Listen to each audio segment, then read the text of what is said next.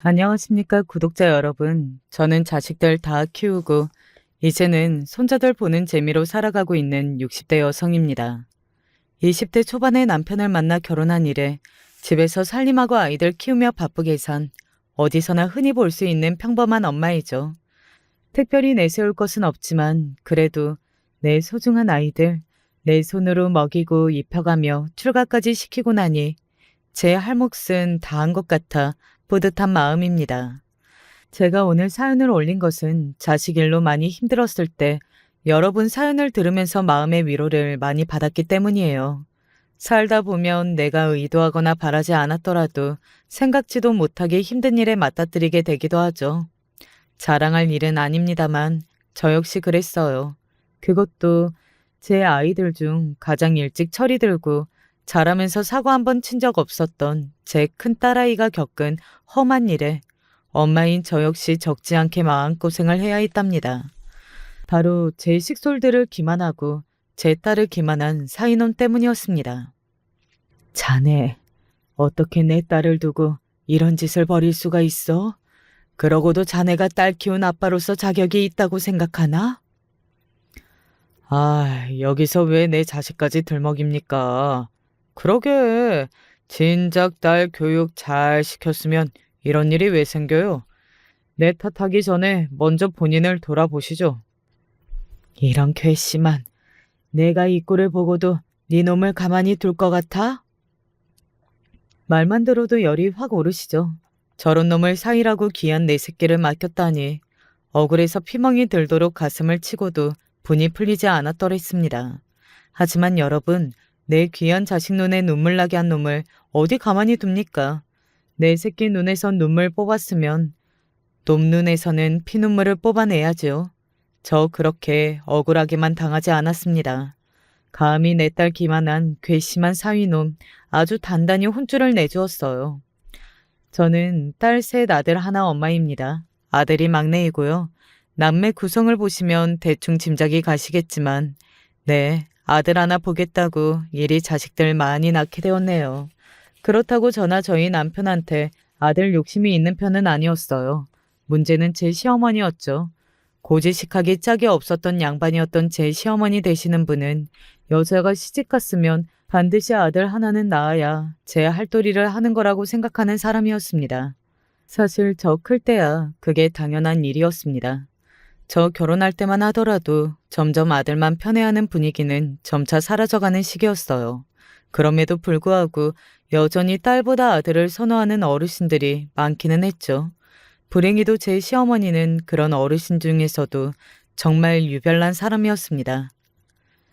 남의 집 귀한 아들을 데려가 놓고 집안 대를 끊을 작정이 아니면 당연히 손자를 낳아줘야지. 얼마나 태가 부실하면 연달아 딸만 줄줄이 낳아? 어머니, 제발 좀 그만하세요.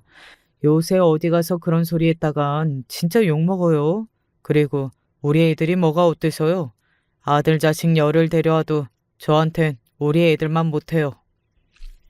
애 하나 낳을 때마다 며느리를 쥐잡듯 잡는 시어머니였습니다. 남편이 전적으로 제 편을 들어주지 않았더라면 과연 저런 시어머니 밑에서 평생을 버티고 살 수 있었을지 지금도 장담을 못하겠어요. 심지어는 해산한 당일에도 저리 폐악을 부리는 시어머니였습니다. 아이고, 저것이 우리 집 대 다 끊게 생겼네. 이래서 집안에 사람을 잘 들여야 하는 거야. 저 모자란 것 때문에 딸년을 먹여 살린다고 내 아들 허리 다 끊어지겠네. 어머니, 정말 해도 해도 너무하세요. 저 몸 푼 지 한 달이 됐어요. 일주일이 됐어요. 아이 낳고 다 죽어가는 며느리한테 정말 이러고 싶으세요? 이게 뭘 잘했다고 큰 소리야? 제발 그만 좀 하세요. 이러실 거면 뭐하러 여기까지 오셨어요? 셋째 낳았을 때 이미 유치원생이었던 제 큰딸아이가 그날 그 폐악을 부리는 시어머니를 보고 놀라서 얼마나 울었는지 모릅니다. 하루가 멀다 하고 그 추태를 부리는데 제 딸들이 어떻게 친할머니를 좋아할 수 있었겠어요. 하긴 아이들이 시어머니 싫어하기 전부터 딸이라고 노골적으로 그 어린애들한테 눈만 흘기던 양반이니 시어머니 입장에서는 억울할 것도 없었네요. 셋째도 딸이었을 때 남편이 제게 그랬습니다. 여보, 이제 그만하자. 나 정말 우리 딸들만 있으면 돼. 자식 성별이 어디 우리 뜻대로 되는 일도 아니고. 당신 몸 상해서 더는 안 되겠어. 앞으로 어머니고 우리 집 식구들 우리 집에는 얼씬도 못하게 할 테니까. 응? 그나마 남편이 저렇게라도 말해주니 조금이나마 마음이 풀리는 것 같았어요. 사실 셋째도 딸을 낳고 나니까 제 친정 어머니조차도 마치 본인이 죄인이라도 된 듯이 구시는데 그게 그렇게 서러울 수가 없더라고요. 그저 생겨서 태어난 것뿐인데 태어나자마자 이런 푸대접을 받게 된 저희 막내 딸한테도 너무 미안했고요. 무엇보다 그 난리를 다 보게 된 큰딸이 상처를 받을까봐 그것도 너무 마음 아팠습니다. 도대체 아들이 뭐라고 내 귀한 새끼들 이렇게 상처를 줘야 하나 혼자서 몰래 얼마나 울었는지 몰라요. 결과적으로 넷째인 아들이 태어나기는 했으나 늦둥이인 넷째는 저희 부부가 계획해서 낳은 건 아니었습니다. 뜻밖의 생긴 아이를 낳았더니 이번에야말로 아들이 태어나게 된 거죠. 사실 셋째 낳고 나서 시댁이랑은 완전히 연을 끊었거든요. 내 자식 상처 주면서까지 그 막대 먹은 어른들한테 고개 조아리고 살 생각은 없었습니다. 뭐 그렇게 대단한 집안이라고 대를 끊니 많이 하는 소리도 듣기 싫었고요. 사실 제가 아들 못 낳는 게 제 책임은 아니지 않습니까? 애초에 딸인지 아들인지 결정되는 건 남편 소관이잖아요. 둘째까지는 그래도 아직 어른들이 잘 모르시니까 저러시는 거겠지. 애써 이해를 하려고 노력이라도 했으나 셋째 일까지 겪고 나니 속으로 무식한 노인네라고 얼마나 욕을 했는지 몰라요. 어찌되었든 그리 바라고 바라던 손자를 보셨으니 입이 귀에 걸려서 저희 집을 찾은 시어머니였으나 저희 집 문턱도 밟지 못했습니다. 제가 미쳤다고 그 여자를 우리 귀한 애들 있는 집에 드립니까? 그 노인네가 우리 딸들한테 어떻게 했는데요? 이것이 미쳤나? 내가 내 손자 보겠다는데 네가 뭔데 막아? 뭐긴 뭐예요. 그 손자 누가 낳았는데 내 자식들 가슴에 대못을 박아놓고 어떻게 여기로 올 생각을 하세요? 나 그 집 대 있겠다고 내 귀한 자식 내어줄 생각 추호도 없으니까 그냥 우리 식구 없는 사람인 셈 치고 사세요. 지금껏 그렇게 살았는데 이제 와서 바뀔 것도 없으니까. 이게 정말 하지 마요. 우리 엄마 때리지 마세요. 할머니 나빠요. 엄마 괴롭히지 말고 가세요. 당장 제 머리채라도 잡을 기세로 달려드는 시어머니를 보고 기겁을 한 딸아이가 시어머니 앞을 가로막아 섰습니다. 불어 애들이 이 꼴을 볼까봐 집 대문도 열어주지 않았는데 소란에 낳아본 아이가 얼마나 놀랐을지 생각하면 지금도 너무 속상합니다.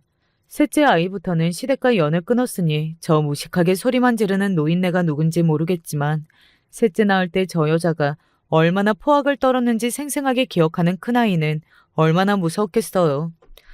그럼에도 불구하고 그 작은 몸으로 제 엄마를 지키겠다고 막아선 아이가 짠하기도 하고 기특하기도 해서 눈물이 날 것만 같았습니다. 저는 시어머니에게 매섭게 쏘아 붙였습니다. 그 나이를 먹고도 이 작은 어린 아이만도 못해서는 보세요. 딸이라고 그렇게 괄시하던 우리 큰애야말로 자기 엄마 지키겠다고 이렇게 씩씩하고 든든하게 잘 자라줬는데 자기 아들까지 돌아서게 만든 어머니 꼴을요. 나 우리 딸들 하나하나 소중하지 않는 아이들이 없어요. 당신 같은 여자한테 그런 험한 취급 받도록 안 둬. 내 눈에 흙이 들어와도 그 꼴 못 봐. 더 망신당하기 싫으면 내 집 근처에도 얼씬대지 마세요. 그렇게 시어머니를 내쫓아버렸습니다. 딸들은 물론이고 저런 여자가 아들 정서에도 좋을 리가 없었습니다. 기껏해야 데려가서 자기 썩은 사고방식이나 애 머리에 때려박으려고 들겠죠. 저한테야 벌써부터 엄마를 지켜줄 줄 아는 이렇게 든든한 큰딸이 있는데 세상 아쉬울 거 없었습니다. 엄마, 많이 놀랬지? 내가 다시는 저 할머니 엄마 괴롭히지 못하게 지켜줄게. 고마워 가영아. 우리 가영이가 더 놀랐을 텐데 어떻게 엄마를 지켜줄 생각을 다 했을까. 아이고 내 새끼. 우리 큰딸 가영이는 엄마 일이라면 두 손 두 발 다 걷어붙이고 항상 엄마를 위해주는 고마운 딸이었습니다. 어떨 때는 고 조망만한 게 꼭 자기가 제 엄마라도 된 것처럼 저를 싸고 들어서 우습기도 하고 기특하기도 했죠.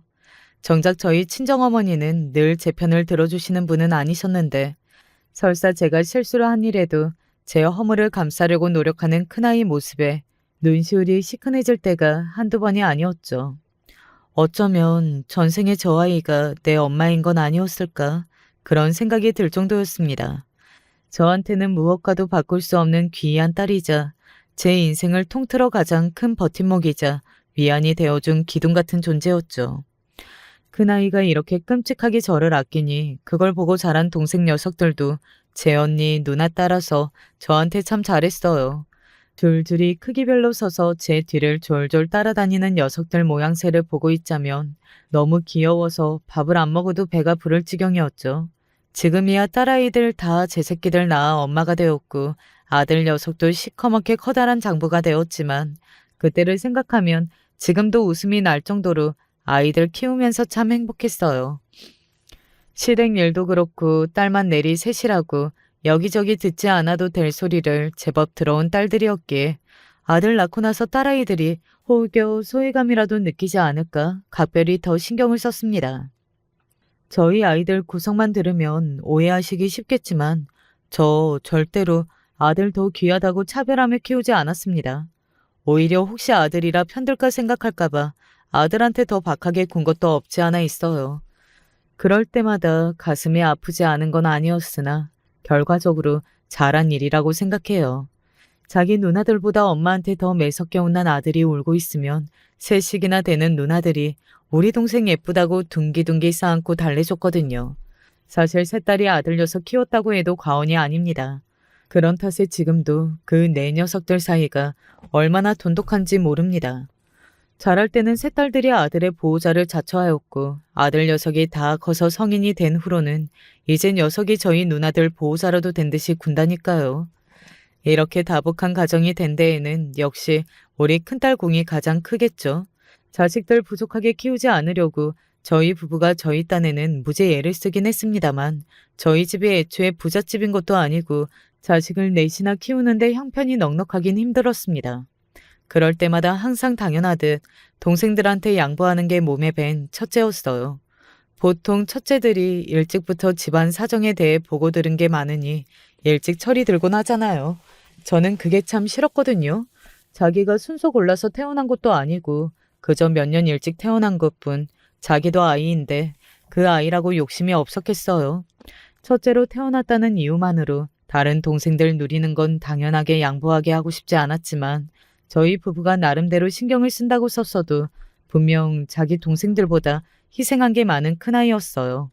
자라면서 엄마 아빠 속 한 번 썩인 적 없는 아이답게 학교 다닐 때 공부도 곧잘 했던 큰딸이었습니다.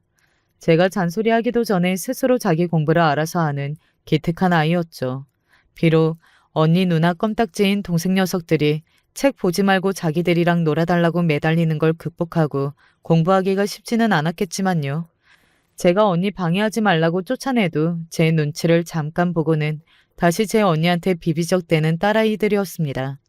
물론 무릎자리는 아들 녀석이 떡하니 차지하고 있었죠. 그렇게 큰딸 귀찮게 굴던 녀석들도 항상 공부하는 모습에 익숙해져서인지 조금 더 머리가 굵고는 자기 할 일은 자기가 찾아서 하더라고요. 엄마 아빠가 백날 잔소리하는 것보다 큰딸 행동 한 번이 더 효과적이었습니다. 첫째 하는 건 다 좋아 보이는 아이들이어서인지 일찍 처리된 첫째 덕분에 자식 내 키우는 것 치고는 수월하게 키워냈다고 생각해요. 남들은 수험생 하나 있으면 온 집안 식구들이 자식 눈치를 본다는데 우리 가영이는 수험생활도 비교적 무난하게 지냈습니다. 그러고도 결국 본인이 가고 싶어 했던 학교에 떡하니 붙었을 때는 온 식구들이 잔치를 벌일 정도로 다들 기뻐했죠. 내 아이들 중 가장 끈기가 있는 아이이기도 했지만 공부머리도 첫째가 가장 좋은 편이었으니 제 자식들 중 학벌이 가장 좋은 아이도 큰아이입니다. 동생인 나영이 다영이와 아들 호영이에게도 모범생인 첫째는 늘 자랑거리였어요. 형제 중 한 녀석만 저리 공부를 특출나게 잘하면 다른 아이가 상처를 받거나 열등감을 갖기도 쉽다고 하던데 다행히 그런 일은 없었습니다. 왜 아니겠어. 학교 다닐 때 선생님들이나 친구들, 선배들 다들 생각 없이 언니 얘기 꺼내면서 비교하던 사람들도 한둘이 아니었는데 나 입학했을 때 언니를 모르는 사람이 없었다니까. 그런데도 내가 그런 일로 상처를 안 받은 건 다 언니 때문이야. 내 앞에서 그렇게 생각 없이 떠들어대면 나보다 언니가 더 화를 냈거든. 평소에 화낼 줄도 모르면서 말 함부로 하지 말라면서 눈을 이렇게 치켜뜨는데 우리 언니도 저런 면도 있었나 싶더라니까. 그런데 내가 어떻게 언니를 원망하겠어. 애들 다 졸업하고 나서야 둘째 나영이가 그러더라고요. 말 함부로 하는 사람한테 톡톡히 당해본 경험이야 저도 있으니 진작 눈치를 채야 했는데 제가 이렇게 부족한 점이 많은 엄마네요. 제가 모르는 동안에도 저 대신 제 동생들을 끔찍하게 아끼고 지키고 있던 큰딸이었습니다. 그러니 제가 큰딸 시집 보낼 때 얼마나 서운했겠어요. 물론 딸 시집 보내는 엄마 마음이야 누군들 아쉽고 허전하지 않을 수 없겠지만 우리 가영이 보낼 때는 정말 제가 생각해도 제 마음이 유난스럽더라고요. 꼭 가슴 속에 뭔가 커다란 게 쏙 뽑힌 것만 같고 가슴에 바람이 든 것처럼 구멍이 숭숭 뚫린 것도 같고 하도 기분이 싱숭생숭하길래 남편한테 하소연하기도 여러 번이었습니다. 여보, 우리 가영이 시집 보낸다고 생각하니까 벌써부터 내 마음이 휑해. 신혼집도 우리 집에서 별로 멀지도 않은데 왜 이렇게 멀리 떠나보내는 것 같은지. 그러지 말자 하면서도 자꾸 서운해서 눈물이 나올 것 같고. 우리 가영이가 오죽 의지가 되는 자식이니 그런 게 아니겠어. 당신만 그런 거 아니야. 나도 똑같지. 고 작은 게 제 동생들 챙긴다고 애 먹던 게 엊그제 같은데 그게 다 커서 시집을 간다니 어떻게 서운한 마음이 안 들 수 있겠어. 그래도 그냥 서운한 마음만 잘 달래고 잘 보내주자고. 우리 가영이가 좀 똑부러졌어. 생각도 깊고 마음 씀씀이도 남다른 아이니 분명 잘 살 거야. 잘 살고 말고. 그래, 우리 똑똑한 딸 어련히 잘 살겠지. 남편과 애써 허전한 마음을 달랬습니다. 가영이가 신랑감이라고 데려온 사람이 사실 첫눈에 저희 부부 눈에 쏙 든 건 아니었어요. 저희 자식이라서가 아니라 우리 가영이 어디다 내놔도 참한 신부감이었습니다. 첫 사위에 대한 저희 기대감이 그리 염치 없는 건 아니었어요. 막상 저희 집에 인사로 온 예비 사위는 키도 별로 크지 않고 생긴 것도 그리 보기 좋은 편은 아니었습니다. 딸아이 회사 거래처 직원이라는 예비 사위는 첫눈에 우리 가영이한테 반해서 적극적으로 구애를 했다고 합니다. 사실 저희 딸 좋아서 따라다니는 남자가 한둘이 아니었는데 처음 보고는 도대체 어느 부분이 마음에 들어서 저 사람을 선택한 건지 딸의 마음이 이해가 잘 안 됐습니다. 남편 역시 마찬가지였으나 저희 생각이 중요한 게 아니죠. 딸아이랑 같이 살 건데 당연히 가장 중요한 건 우리 가영이 의사였으니까요. 평소에 미덥지 못한 자식이었으면 또 모를까 한 번도 부모 속썩인 적 없는 아이가 결혼하겠다고 데려온 사람이니 어련히 괜찮은 사람 골라 데려왔겠지 했죠. 장인어른, 장모님 감사합니다. 가영이같이 예쁘고 착한 딸. 아휴, 저같이 못난 놈에게 보내주셔서 정말 감사해요. 제가 살면서 정말 잘하겠습니다. 영업직이라는 사위는 다른 건 몰라도 변죽은 참 좋았습니다. 처음 보는 저희 부부에게도 꼭 몇 년은 알고 지낸 것처럼 부침성 있게 구는 걸 보고 그래도 결혼해서도 우리 가족들이랑 잘 지낼 수 있을 것 같아 그 점은 마음에 들었어요. 애초에 딸들 멀리 시집 보내고 싶은 생각은 손톱만큼도 없었던 저희 부부였습니다. 이것도 결국은 부모 욕심이겠지만 가급적이면 자식들 가까운 곳에 두고 잘 사는 것 보며 살고 싶다는 게 저희 부부가 이상적으로 생각하던 노후 생활이었으니까요. 그렇게 자식들 중 처음으로 큰딸인 가영이를 시집 보냈어요. 결혼식 날 안 울려고 그렇게 애를 썼는데도 눈물 바가지가 된 제 모습에 스스로도 민망할 지경이었지만 저도 제 눈물이 주체가 안 되는데 어쩝니까? 멀지 않는 곳에 딸아이가 신전살림을 차리지 않고 어디 지방이라도 내려갔다면 아예 주저앉아 통곡을 했을지도 모르겠습니다. 항상 의지가 되는 자식이라는 건 알고 있었지만 큰애 존재가 저한테 이렇게나 컸다는 걸 저도 그날에야 제대로 실감했죠. 아무리 가까운 곳에 신혼집을 구해 산다고 해도 제 가정을 꾸렸는데 제 집에서 먹고 살 때보다야 딸의 얼굴 보기가 힘들어졌죠. 거기다 직장까지 다니고 있는 아이였으니 당연한 일이었습니다. 매일 저녁 아이 퇴근하고 큰애가 이런저런 엄마 하소연 들어주던 시간이 그렇게나 그리워질 줄은 몰랐습니다. 제 입장에서는 퇴근하고 함께 저녁 먹으며 그날 있었던 일들 얘기 나누는 정다운 시간이라고 생각했는데 돌이켜 생각해보면 그건 역시 엄마를 생각하는 딸아이 배려가 아니었을까 싶어요. 자식들 다 커서 직장 다니고 대학 다니고 다들 생활이 바쁘면 같이 산다고 할지라도 엄마한테 소홀해지는 게 당연한 건데 매일 빠지지 않고 엄마에게 저녁 시간을 할애하는 큰딸이었으니까요. 자기도 회사 다니며 일이 마음같이 풀리지 않아 힘든 날은 분명히 있을 것이고 혼자 있고 싶은 날도 없지 않았을 텐데 그런 티를 내지 않는 아이였습니다. 이런 식으로 제가 미처 알아채지 못했으나 그 아이 다정한 마음을 받는 게 대체 얼마나 더 많을까 싶은 생각이 들고 보니 엄마로서 더 해주지 못한 모자란 부분이 더욱 미안해졌어요. 그래서 시집가고 직장생활의 살림까지 몸이 2개라도 모자랄 바쁜 딸아이를 위해 별건 아니어도 제가 그나마 할 줄 아는 거라도 챙겨주고 싶었습니다. 평생 집에서 살림만 한 제가 할 줄 아는 게 뭐 있겠어요.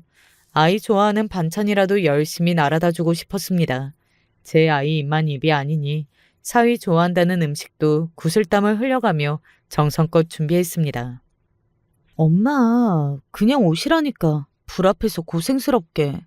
자식 하나 치웠으면 더 편해져야 하는데 나한테 반찬에다 나른다고 오히려 더 애먹겠어?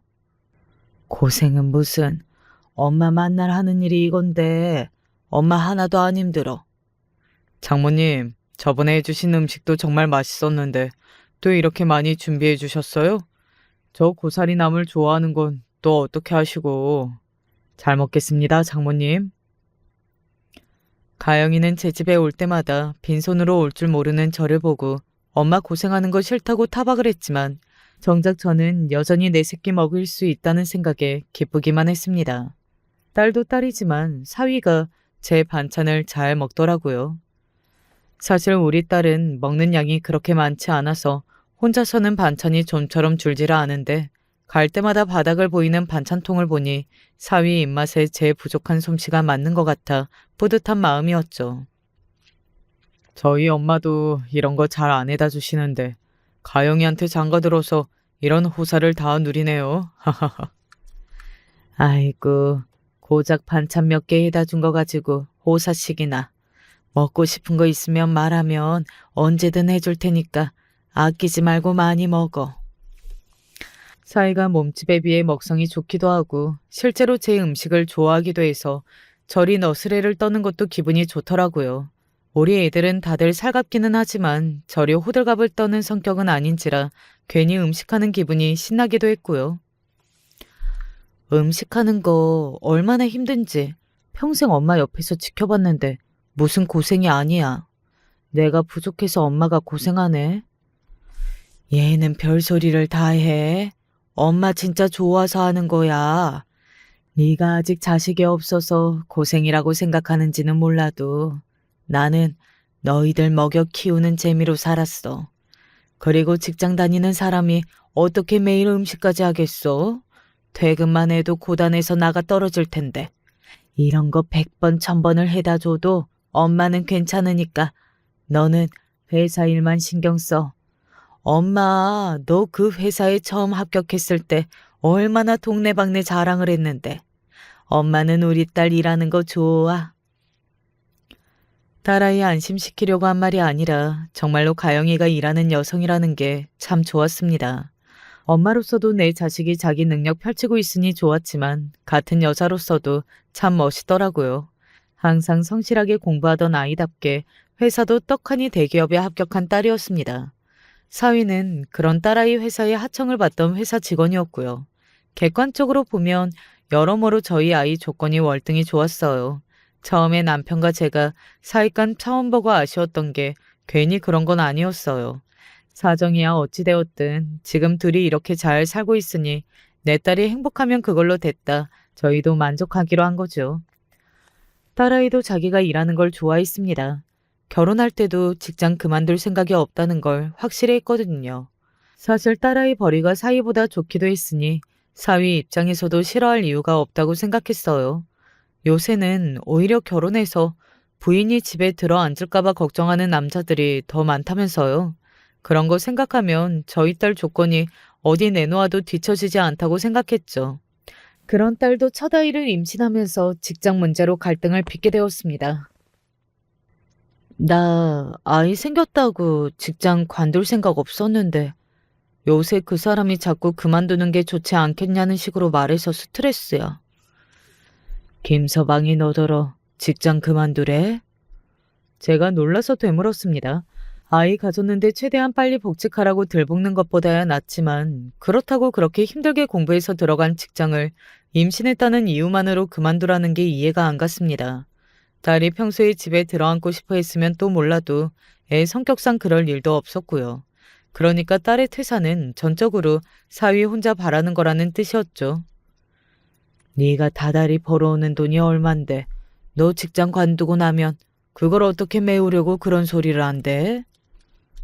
내 말이 그 말이야. 안 그래도 내가 똑같은 소리라니까.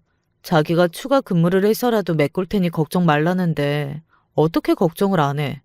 그게 추가 근무한다고 메꿔질 수준도 아닌데. 아니, 네가 결혼할 때도 분명히 말했는데 이제 와서 왜 그런다니? 자기도 외벌이보다 너도 같이 나가 일하는 게 훨씬 나을 텐데.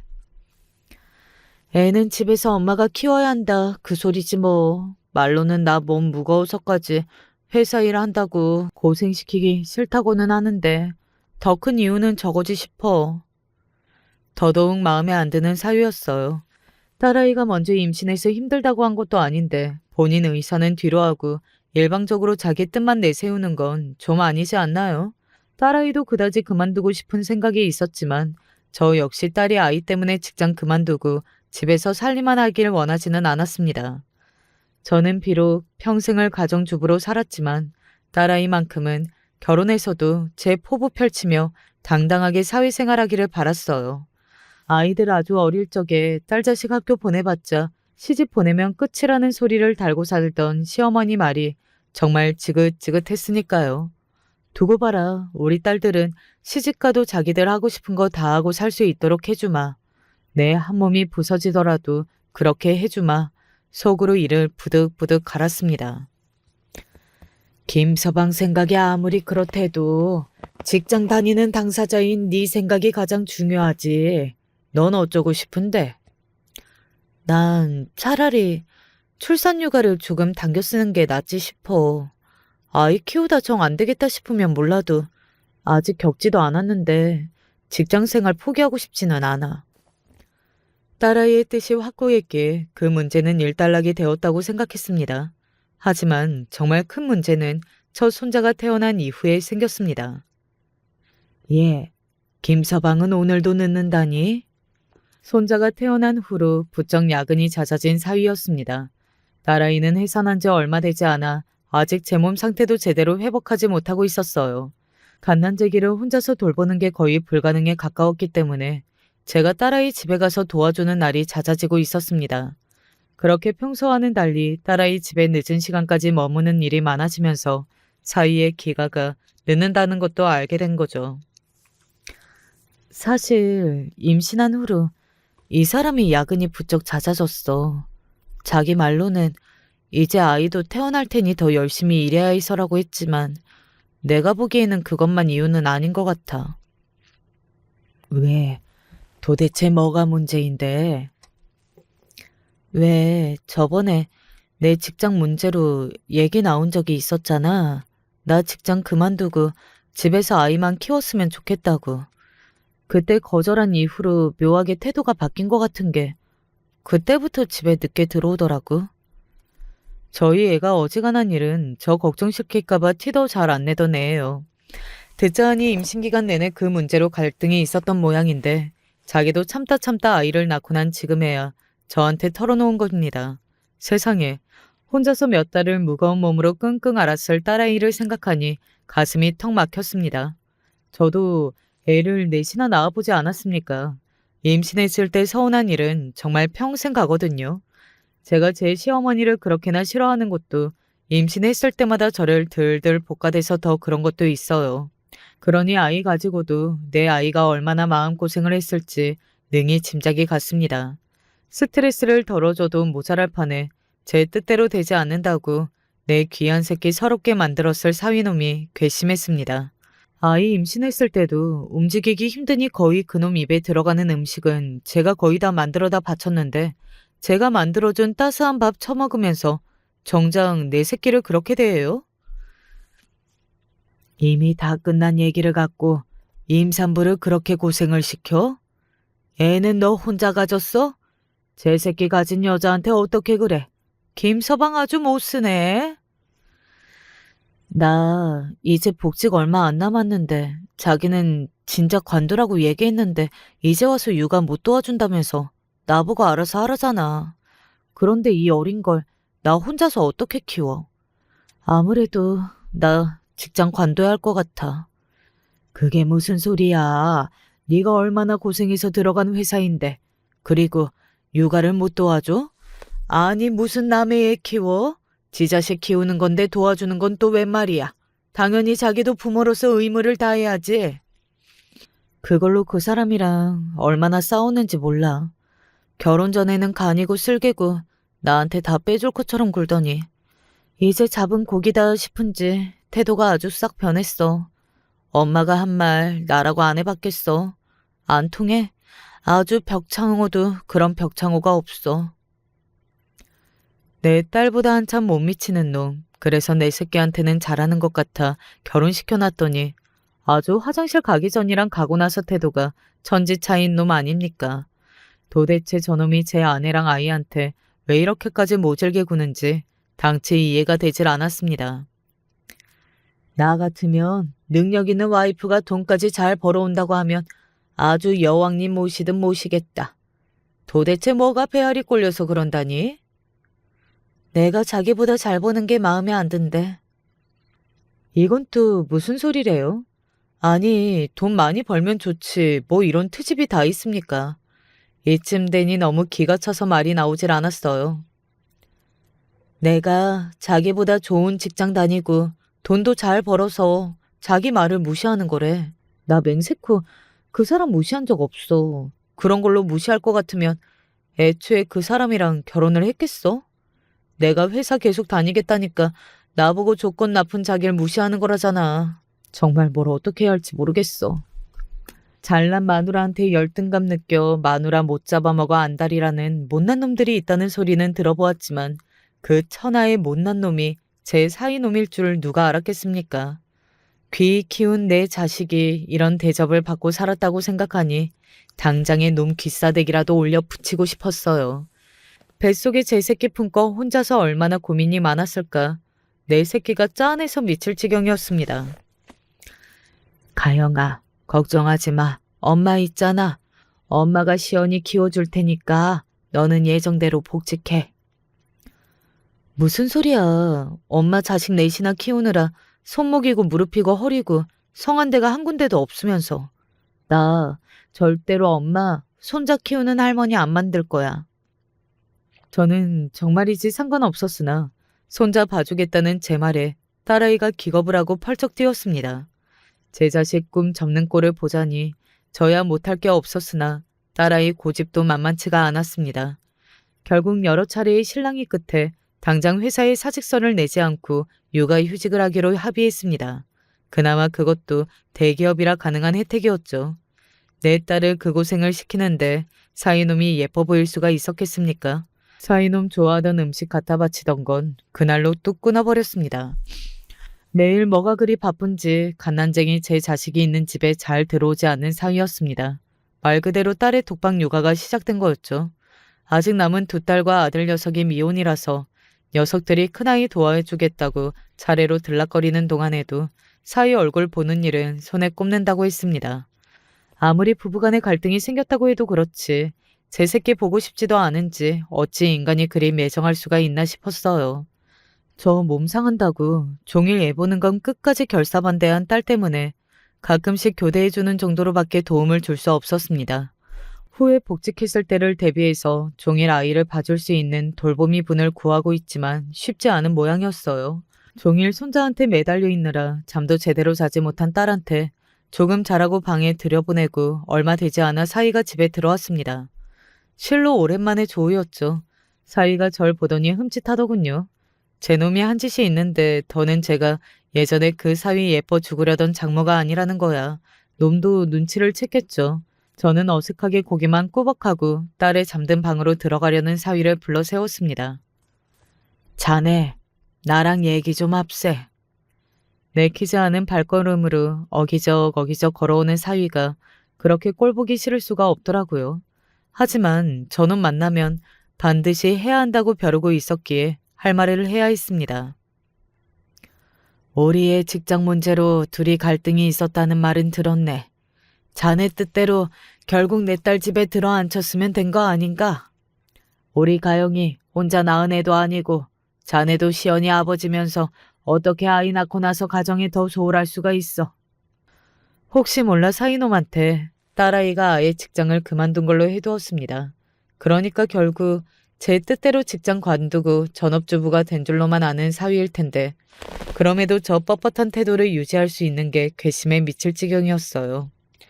사실 저놈이 저럴까봐 사실대로 얘기하지 않은 거예요. 이럴수록 딸아이 입장에서 믿는 구석은 확실히 붙잡고 있어야 하는데 자기 뜻대로 했어도 여전히 꼬장꼬장하게 구는 저놈 꼴을 보세요. 사직서를 내지 않은 건 100번 1000번 생각해도 잘한 일이었습니다. 이제 저 혼자 외벌이해야 하는데 제 일이 많아지는 건 당연하죠. 저도 마누라의 애까지 먹여 살린다고 힘들어요. 그러니까 잘 다니던 회사는 왜 관두라고 애를 들들 볶아? 애 여전히 회사 나갔으면 벌이가 2배인데 그거야 자네가 자초한 거 아닌가? 여자가 결혼해서 애를 낳았으면 당연히 자기 손으로 애를 키워야죠. 애까지 낳아놓고 직장 다니겠다고 고집부리는 장모님 딸은 이기적인 거 아니고 일하느라 늦는 저만 이기적인 거예요? 아무리 팔이 안으로 굽는다지만 그건 아니죠, 장모님. 제가 쥐업해도 모자랄 판에 도리어 자기가 성을 내는 사이놈을 보니 저게 저놈 본성이구나 싶었습니다. 제 징글징글했던 시모나 할 법한 소리를 저 젊은 놈이 낯짝 두껍게 내뱉는 꼴을 보니 우리가 그동안 사람을 잘못 봐도 한참 잘못 봤다 싶었죠. 저런 놈이랑 내 귀한 딸내미 손자 녀석 같이 살게 둬야 한다는 생각에 숨이 턱 막혔습니다.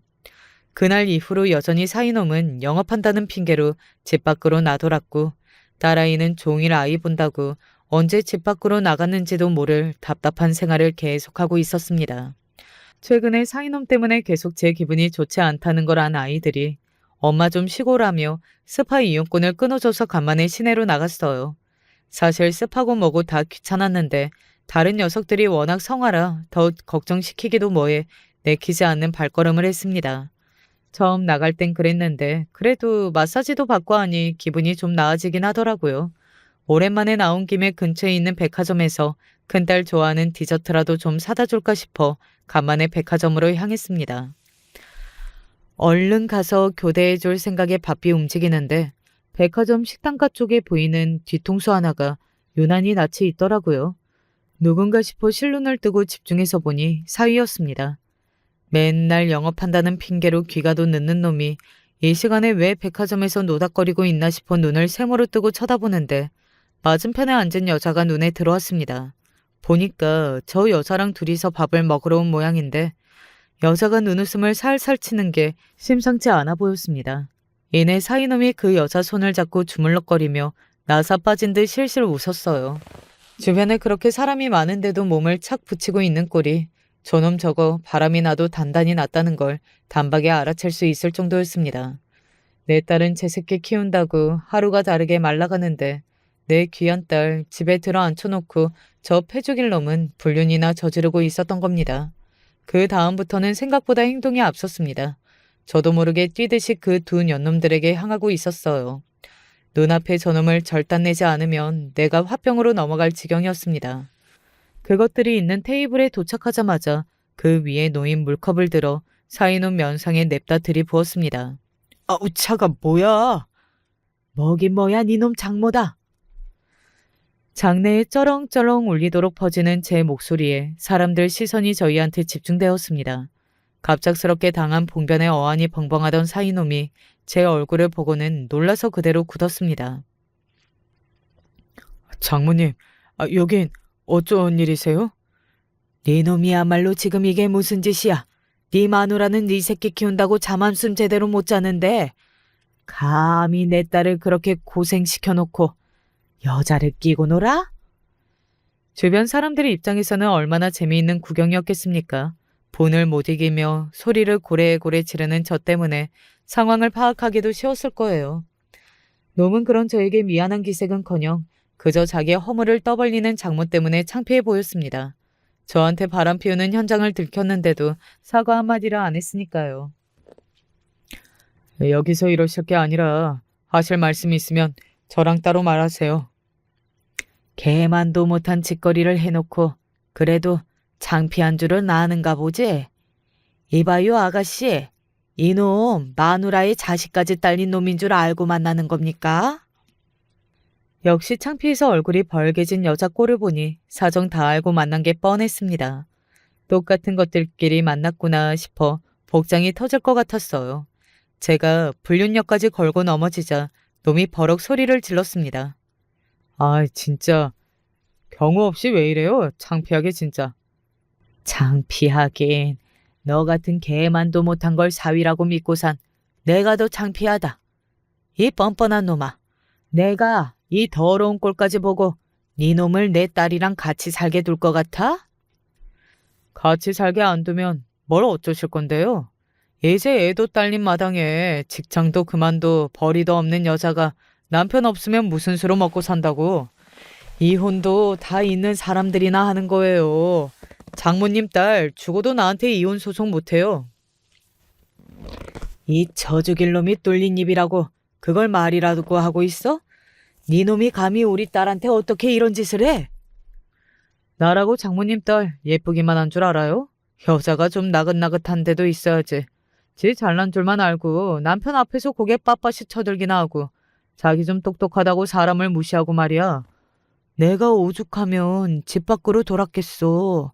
그러게 딸 자식 교육 좀 잘하지 그랬어요. 시집 가면 남편 말 잘 들어야 한다는 건 안 가르쳤나? 이 미친 자식이 진짜! 분을 이기지 못한 제가 놈 싸대기를 철썩 내리쳤습니다. 어찌나 제 온 무게를 실어 내리쳤는지 놈이 휘청하더라고요. 이 썩을 놈의 새끼. 내가 길바닥에서 빌어먹는 안이 있어도 네 놈 가만히 두지 않을 테니 각오해. 그 길로 곧장 큰딸네 집으로 갔습니다. 아이가 남편의 외도에 충격을 받을 걸 생각하니 벌써부터 억장이 무너지는 기분이었으나 그렇다고 내 자식 바보 만들고 언제까지 숨기기만 할 수 없었습니다. 무엇보다 제가 도저히 저놈하고 내 귀한 새끼를 같은 공간에 둘 수 없었어요. 막상 큰애 집 앞으로 오니 아이 얼굴을 보고 대체 어떻게 말을 꺼내야 할지 모르겠어서 망설여졌습니다. 하지만 우리 딸 인생이 걸린 문제였어요. 저도 유부녀니 아빠 없이 혼자 아이를 키우는 게 얼마나 두려운 일인지 잘 압니다. 하지만 지금의 사이놈 하고 다니는 짓 꼬라지를 봤을 때 오히려 사이놈이 가까이 있는 게 우리 손자 시연이에게도 좋을 것이 없다는 건 이미 알고 있었습니다. 가영아, 김서방 그놈한테 여자가 있더구나. 그래도 자식한테 저런 소리를 하는 게 결코 쉬운 일은 아니죠. 살면서 내 아이한테 저런 끔찍한 말을 내뱉게 될 거라고는 상상조차 못했습니다. 그런데 제 말을 듣는 딸아이 얼굴이 이상할 정도로 차분했습니다. 너 설마 다 알고 있었어? 제 말에도 눈빛이 흔들리지 않는 딸애였어요. 저희 애가 평소에 자기 사람에게 한없이 무르고 너그럽긴 하지만 한번 굳게 마음을 먹으면 흔들림이 없는 아이였습니다. 이미 아이 안에서 수없이 생각한 끝에 결론을 내렸다는 걸 엄마로서 직감할 수 있었어요. 하고 다니는 짓에서 수상한 냄새가 줄줄 흘러내리는데 못 알아채면 그게 멍청한 거지. 진작 알고 있었어요. 이미 증거도 모을 만큼 모았고 나를 생각해서도 우리 시연이를 생각해서도 그 사람이랑 갈라설 생각이에요. 조만간 말씀드리려고 했는데 엄마한테 그런 수모까지 줬다니 더 미룰 이유가 없겠어. 너 그런 일이 있으면 엄마한테라도 말을 했어야지. 혼자 얼마나 억장이 무너졌을까 내 새끼. 아이고 내 새끼. 그렇게 그날 있었던 일을 죄다 딸아이에게 실토했습니다. 제가 공개적인 자리에서 그놈 망신을 준 것도 모자라 뺨까지 걷어붙였다는 말에 딸아이도 좀 놀란 기색이었습니다. 하지만 곧 표정을 갈무리하고 딸애가 말했어요. 잘했어 엄마. 내가 진작 그놈 한 대 올려 붙이고 싶었는데 엄마 덕에 내 속이 다 시원하네. 근데 엄마가 그놈 손찌검에서 너한테 불리한 거 아니야? 이혼할 때는 그런 것도 따진다며. 걱정하지 마. 하늘이 두 쪽 나도 그놈이 유책 배우자니까. 저한테 불륜을 대놓고 들켜서인지 놈이 집에도 들어오질 않더라고요. 이미 모든 준비는 끝났기에 다음 날 놈 직장으로 이혼 서류를 퀵 서비스로 보냈습니다. 놈이 기겁을 하고 대낮에 집으로 쫓아 들어왔더라고요. 집에는 이미 만반의 준비를 갖춘 저희 식구들이 포진하고 있었습니다. 특히 이럴 때 아들 녀석이 참 믿을만 하더라고요. 체대에 재학 중이던 아들은 키가 거의 190cm에 육박하는 기골이 장대한 장부였습니다. 우리 큰딸 키를 겨우 넘는 사이놈하고는 비교가 안 되었죠. 사랑하는 누나의 배우자인 매형이 아닌 내 누나 눈에선 눈물 뺀 패 죽일 놈을 대하는 제 아들이 그렇게 무서워 보일 거라고는 저도 미처 알지 못했습니다. 제 딸한테 패악을 부리려고 들어온 놈이 제 아들한테 겁을 집어먹고 주둥이도 제대로 못 대더라고요. 그런 놈한테 제가 쏘아붙였습니다.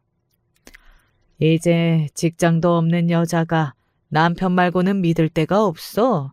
여기 우리가 있는데 내 새끼가 뭐가 믿을 데가 없어. 못 믿을 놈은 배응망덕한 니놈 하나뿐이지. 감히 내 딸 날개 꺾고 집에 들어 앉혀놓고 니놈이 감히 바람을 피워? 이 쳐 죽여도 모자란 놈. 아무리 그래도 이혼이라뇨. 우리 시연이가 있는데. 우리 시연이 제대로 한번 봐준 적 없는 놈이 자식 핑계대기는. 너 같은 놈은 없는 편이 우리 시연이한테도 더 나아. 너 우리 엄마한테 나 직장도 없으니 니놈 바람 피워도 너한테 이혼 소송 못 건다고 했다며? 어쩌니? 나 직장 관둔 적 없는데. 곧 육아휴직 끝내고 도로 출근할 거야. 그게 무슨 소리야? 당신 사직서 낸 거 아니었어? 내가 너 같은 놈 뭘 믿고 직장을 관둬. 직장 관뒀다고 하자마자 사람을 식충이 취급해놓고 너 그제야 네 본색 드러내더라? 네가 네 마누라한테 찌질하게 열등감이나 가지는 놈인 줄 알았으면 진작 너 같은 건 상대도 안 해줬어. 이 주제도 모르는 새끼야. 상황이 잘못 돌아가도 단단히 잘못 돌아간다는 걸 깨달았는지 놈이 바닥에 개처럼 엎드려 빌기 시작했습니다. 아, 여보, 내가 잘못했어. 그 여자 진짜 아무 사이 아니야. 그냥 잠깐 논 게 전부야. 가정 있는 놈이 어디야 한눈을 팔았겠어. 나는 당신이랑 우리 시연이밖에 없어. 나 당신이랑 이혼 못해. 네 놈이 이혼 못하면 뭘 어쩔 건데? 이혼을 하고 말고는 내가 결정해. 넌 내가 이혼한다면 하는 거야. 어디 토를 달아. 여보, 제발 한 번만 봐줘. 듣기 싫어. 그걸로 끝이었습니다. 아들이 사이놈을 번쩍 들어서 현관 밖으로 패대기를 쳤습니다. 볼품없이 나둥그라지는 놈꼴이 초라하기 짝이 없었죠. 감히 내 귀한 자식 기만하고 시건방 떤 거에 비하면 이 정도도 관대한 처분이었습니다. 딸의 말대로 사이놈 불륜 증거는 차고 넘치더라고요. 이혼 사유를 입증하기에는 충분했습니다. 당연히 시연이의 친권과 양육권을 딸애가 가져왔고 재산 분할과 위자료도 받을 수 있는 최대치로 받아낼 수 있었어요. 그렇게 놈과 딸애가 함께 마련했던 집이 온전히 딸아이 소유가 되었습니다. 물론 상간녀 소송도 같이 진행해서 그 여자도 아주 제대로 개망신을 줬어요. 사실 합의금보다 그 여자가 동네에 얼굴도 못 들고 다닌다는 얘기가 더 고소했습니다. 그렇게 우리 가영이와 그놈이 완전히 갈라섰습니다. 드디어 그 개만도 못한 사이놈이 우리 딸 인생에서 떨어져 나간 겁니다. 이건 후일담인데 그날 제가 백화점에서 그 난리를 친 게 제법 소문이 퍼진 모양이에요. 그게 회사에까지 소식이 들어갔는지 근무 시간에 불륜한 것도 모자라 불륜녀와 회사 법인카드를 긁었다는 게 들켜서 정직 처분을 당했던 전 사위놈이 결국 해고까지 당했다는 소식을 들었습니다. 참나, 남의 돈으로 얼마나 긁고 다녔으면 해고까지 당하나 싶어 한심하기 짝이 없었죠. 집도 절도 직장도 없는 놈은 그 놈이 됐네요. 아주 꼴 좋습니다. 딸애가 이혼한 지도 이제 꽤 됐네요. 그동안 다른 딸아이 둘이 시집가서 각자 아이들도 낳고 시언니도 제 사촌 동생들을 마치 친동생처럼 아끼며 얼마나 잘 지내는지 몰라요. 동생 살뜰하게 챙기는 건 꼭 제 엄마를 닮은 모양입니다. 딸아이는 그 길로 복직해서 승진까지 하고 누구보다 당당한 워킹맘으로 잘 지내고 있습니다. 엄마로서 그런 딸아이를 보자면 그저 뿌듯한 마음이에요. 이렇게 저희끼리 정답게 보듬고 사는 것도 나쁘지 않겠죠. 저희 가족 사는 이야기는 여기서 마치려고 합니다. 여러분도 소중한 가족들과 서로 보듬고 사는 하루 되시길 바라며 긴 이야기 함께 해주셔서 정말 감사합니다. 안녕하세요. 다 늙은 나이에 무슨 주책인지는 모르겠지만 즐겨보는 사연 채널에 제 이야기를 해보려 합니다. 마음의 병으로 사랑하는 가족을 떠나보내 보신 분이 있나요? 아마 저와 같은 경험을 해보셨다면 알겠지만 그 사실이 얼마나 마음이 아프고 시간이 오래 지나서도 문득문득 생각나면 저를 괴롭히는지는 정말로 그 순간을 느껴보신 분들만이 아실 겁니다. 처음 남편과 결혼했을 때 남편이 여러모로 생각도 깊고 그로 인한 우울함이 있다는 걸 알고 있었어요. 성격 자체가 어떤 한 가지 생각에 너무 몰두해서 하지 않아도 될 때를 걱정까지 하는 것도 있었지만 집안 환경이라든가 그간 남편이 겪어온 사건들을 돌이켜봤을 때 솔직한 말로 우울감이 생기지 않는 게 더 쉽지 않은 상황이었죠. 나는 당신을 너무 좋아해. 하지만 당신이 나랑 결혼하지 않았으면 좋겠어. 나 알잖아. 매일 우울해하고 힘들어하는 거. 솔직한 심정으로 나는 당신한테라도 기대고 싶지만 당신을 사랑하기 때문에 당신이 나보다 훨씬 더 정신적으로 건강한 사람을 만나서 사랑했으면 좋겠어. 남편은 저에게 이렇게 얘기하곤 했어요. 하지만 전 남편에게 말했어요.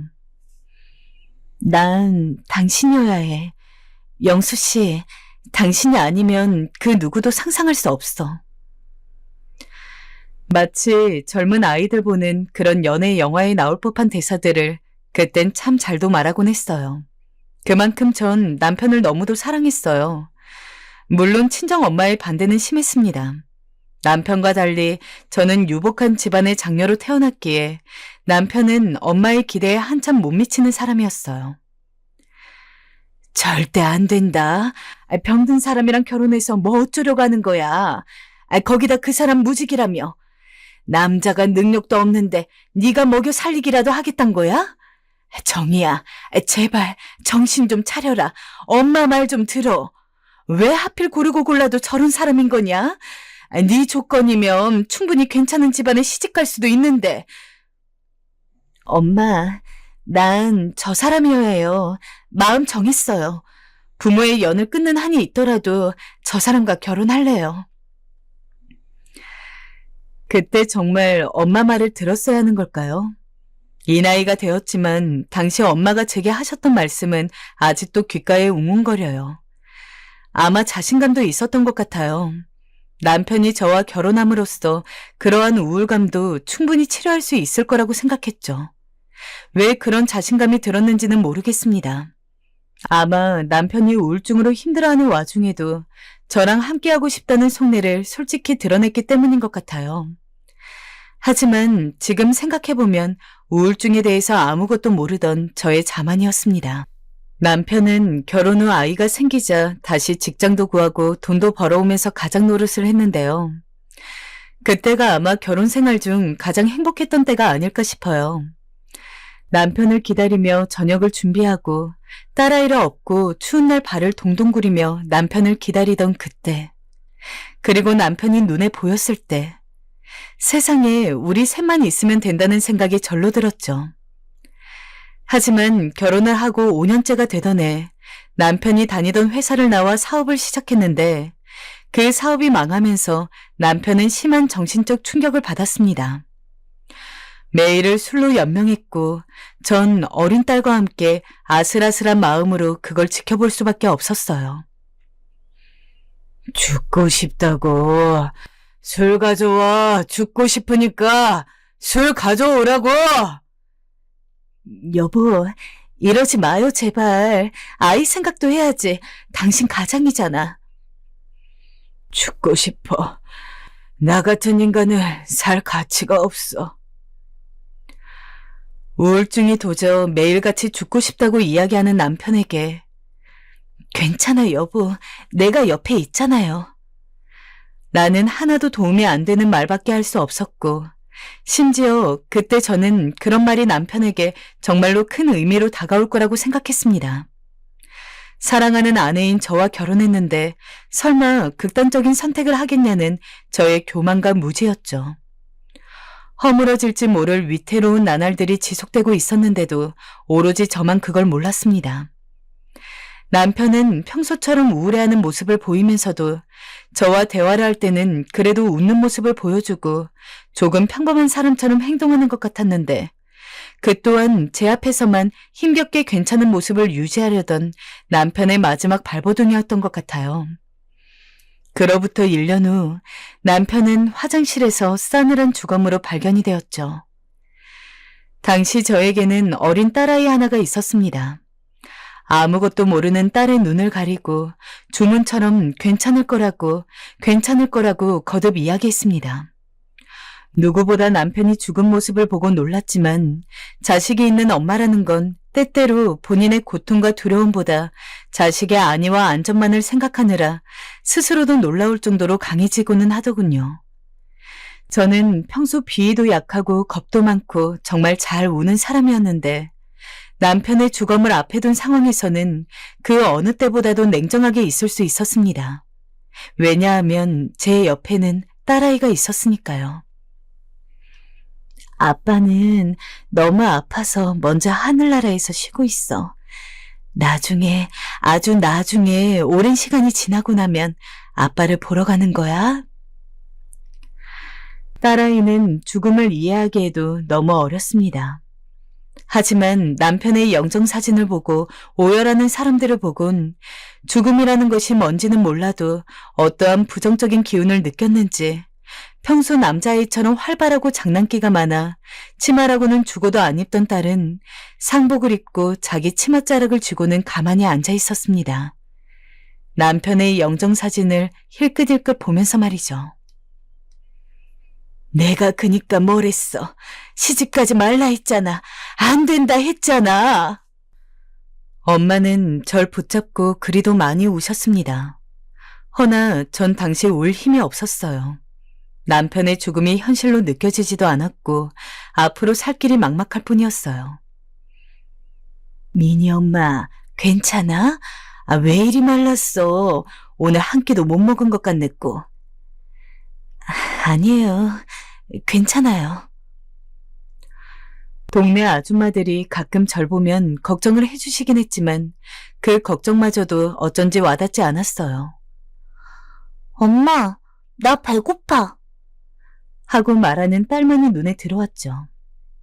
사실 지금 여자들도 자기 능력을 갖춰서 결혼을 했든 애가 있든 자기 직장 가지고 잘 사는 시대지만 제가 한참 결혼해서 가정을 꾸리던 때에는 여자들이 돈을 벌 만한 능력을 가지기가 어려웠던 시기였습니다. 설사 일을 했어도 결혼을 하고 아이를 가지고 나면 바로 전업주부로 돌아서서 경력이라고 말할 수 있을 만한 것도 없었고 게다가 저는 애초에 아무런 직업이 없는 상태에서 남편에게 시집을 갔기 때문에 더더욱 막막했습니다. 이 험한 세상에서 여자 둘이서 어떻게 살아가야 될지, 그나마 나는 그렇다 쳐도 내 딸은 어떻게 먹여 살려야 되는지, 식사는 물론이고 앞으로 점점 커갈수록 학교도 들어가야 하고 성인이 되면 대학교도 가야 할 텐데 당연히 일이라고는 해본 적이 없는 저에게 갑자기 밖에 나가서 돈을 벌어와야 한다는 어떤 책임감은 너무 무겁게 다가왔습니다. 엄마, 나 어떻게 살아야 할지 모르겠어요. 도움을 청할 곳은 친정뿐이었어요. 정희야, 일단 이번 달 생활비 조금 넣어주마. 근데 네 아버지 하도 의심이 많아서 몰래 줄 수밖에 없어. 정희야, 정신 붙잡고 살아야 한다. 알겠지? 남편 같다고 너까지 혹여나 나쁜 생각하면 안 된다. 포기하면 안 돼. 엄마, 알겠어요. 아마 당시 엄마의 도움이 아니었다면 당장 잘 곳도 없었을 거예요. 허나 그것도 아빠에게 들켜버린 후 지원이 끊기고 말았습니다. 아버진 이미 연을 끊고 나간 절 단단히 미워하고 계셨습니다. 그러다 어느 날은 너무 배가 고프고 힘이 들어 어린 딸의 손을 붙잡고 친정을 찾아간 적이 있었어요. 엄마, 아빠, 우리 민이라도 돌봐주면 안 될까요? 제가 민이 데리고 일할 곳이 없어요. 부탁드릴게요. 제발요. 너 지금 네 딸 핑계로 여기 들어오려는 거지? 우리가 부모 버리고 인연 끊고 나간 딸 못하러 돌봐야 해. 당장 나가라. 여보, 그리 꼭 모질게 굴어야 해요? 당신 딸이 지금 과부가 돼서 저러고 사는데.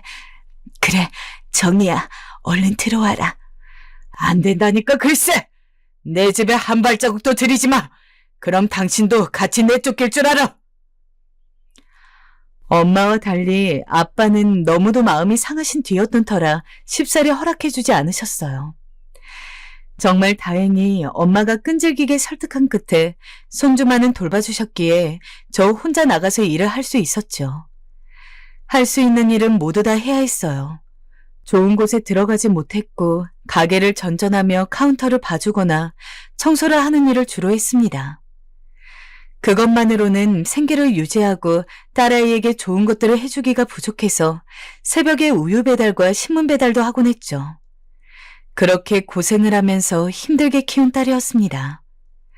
한 살 한 살 작았던 딸아이가 조금씩 커가는 모습을 눈으로 확인할 때마다 쑥쑥 자라고 있는 딸이 너무 보기 좋으면서도 떠난 남편 생각이 그렇게 나더군요. 게다가 나이가 먹었으니 적어도 아빠가 어떻게 돌아가셨는지는 물을 법한데 딸아이는 저를 배려하는 건지 단 한 번도 그런 질문을 하지 않았습니다.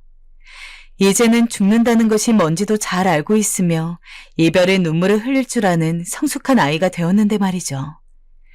제가 엄마이기는 하지만 저는 딸아이에게 너무도 많은 위로를 받았습니다. 민이야, 이번 달 문제집 값이야. 이걸로 공부해? 에이, 엄마 딸 뭘로 보고 그래? 나 이거 아니고 그냥 교과서만 봐도 다 이해돼. 걱정하지 마. 너 학원도 못 보내주는데 엄마가 이거 못 해줄까봐?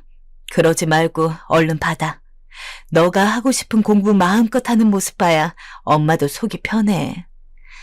아이고, 걱정이 태산이시네요. 엄마, 필요하면 내가 말할게. 지금도 정말로 괜찮아. 이 돈 아껴뒀다가 우리 맛있는 거 사 먹자. 늘 엄마 위하고 배려 많은 제 딸. 민희는 염려와 달리 너무도 잘 커주었어요. 공부는 늘 1등이었고 반장 선거에서 낙서도 반장이 되어서 오는 그늘 많은 환경에서 자랐지만 그늘 없이 보이는 너무나도 밝은 딸이었어요. 만일 남편이 죽고 딸이 없었다면 대체 어떻게 살았을지 상상도 가지 않을 정도였죠. 저는 딸을 위해 악착같이 더 일을 했고 사람들이 더러워 피하려는 일까지 마다하지 않았어요. 그렇게 아빠의 빈자리가 있는 만큼 그 자리까지 제가 채워주기 위해서 노력해온 삶이었습니다. 정말 다행스럽게도 딸이 그런 저의 노력을 알아준 덕에 저의 모녀 사이는 그 누구보다 좋았습니다. 특히 맛있는 거라도 하나 있으면 작은 주전부리 하나라도 이거 맛있어서 가져왔어. 먹어봐. 라며 엄마 먼저 먹으라고 가져오는 딸 덕에 아주 풍족한 삶을 살지 못했지만 늘 저희 집에는 웃음이 가득했어요. 하지만 여러분도 아시겠죠? 자식은 언젠가 부모 곁을 떠난다는 것을요. 언제나 저와 함께 살 것 같았던 딸은 중학교를 가고 고등학교를 가고 대학교를 가고 졸업을 해서 첫 회사를 취직하여 일한 지 3년쯤 됐을 때 조금 변화가 생기게 됩니다. 엄마, 나 결혼하고 싶은 남자가 있어. 뭐? 결혼? 설마 지금 만나는 남자친구야? 오빠랑 결혼하려 해. 엄마 정식으로 소개시켜주고 싶은데 언제 시간 괜찮아? 엄마, 응? 왜 대답이 없어? 그래. 아무 때나 괜찮지. 언제든 데리고 와.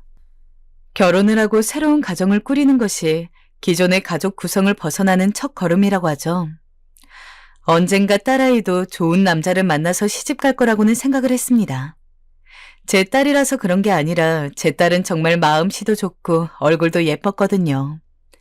어른을 공경할 줄 알면서 교우 관계도 좋고 인기도 많은 딸아이를 싫어할 남자는 없을 테니까요. 그리고 딸아이가 취직을 하고 나서는 내심 내 딸이 결혼하는 것도 그렇게 먼 일은 아니구나 하고 나름대로 마음의 준비를 하고 있었습니다. 하지만 그럼에도 불구하고 막상 딸이 정말 결혼 이야기를 꺼내니까 참 많은 생각이 들었습니다. 당연히 딸아이가 선택한 남자인 만큼 좋은 사람이 될 거라고 생각했습니다. 하지만 그것과는 별개로 평생 제품 안에서 자라던 딸이 이제는 정말 다른 사람의 가족이 되고 만다는 사실에서 오는 아쉬움과 섭섭함, 그리고 벌써 이렇게나 세월이 지났는지에 대한 어떠한 얼떨떨함. 그래서 저도 모르게 언제 와도 되는지 쉽사리 대답하지 못했나 봐요. 실제로 딸아이가 결혼하고 싶다는 미래의 사윗감을 만난다 하니 그런 기분이 더 들었습니다. 또 딸이 한 말 때문에 괜스레 잡걱정도 들었죠. 근데 엄마한테 말 안 한 게 있는데, 우리 시아버지 있잖아. 그러니까 민철 씨 친아버지는 아니야.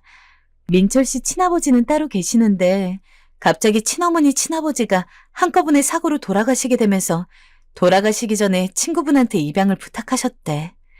그렇게 어렵게 입양되어 길러졌어.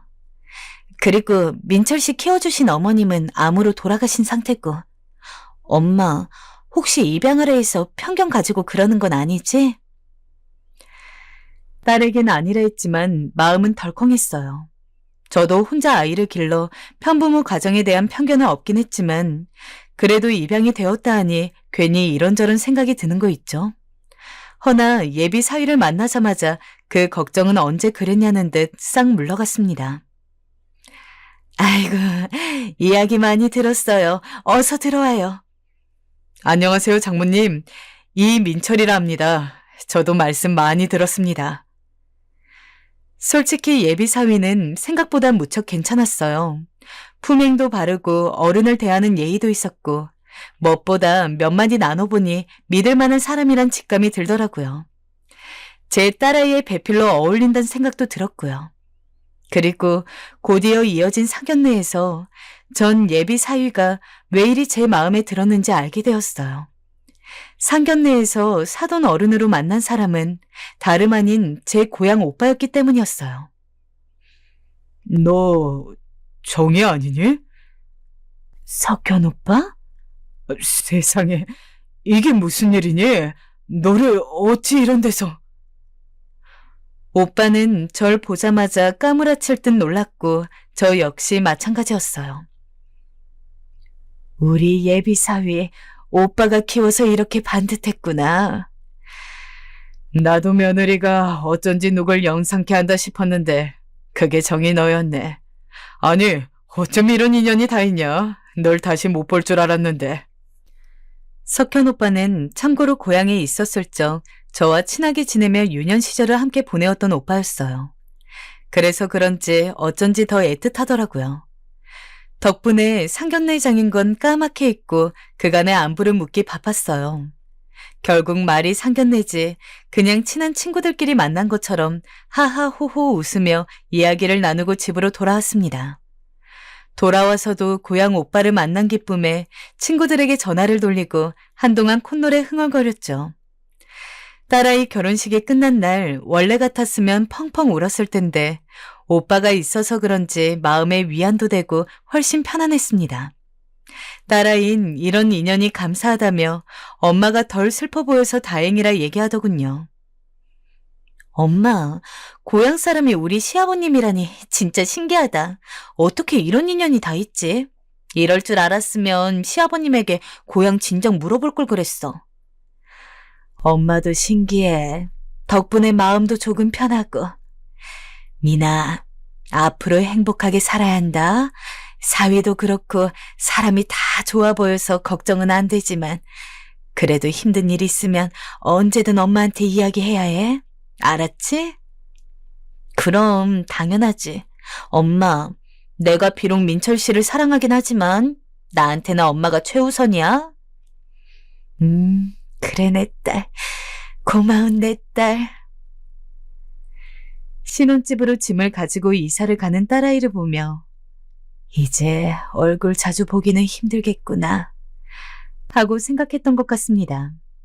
하지만 딸아이가 결혼을 하고 나서도 저는 제 생각보다 딸의 얼굴을 훨씬 더 많이 보게 되었습니다.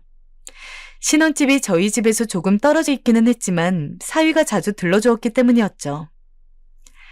장모님, 저 왔어요. 어휴, 이서봐. 무슨 일이야? 아, 문자 못 받으셨구나. 정희가 장모님께 연락한다고 하던데 깜빡했나 봐요.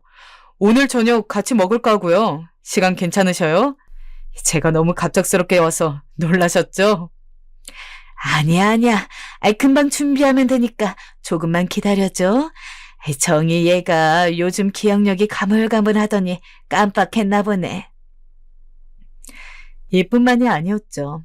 사위는 올 때마다 꽃이나 작은 선물 같은 것들을 가지고 왔어요.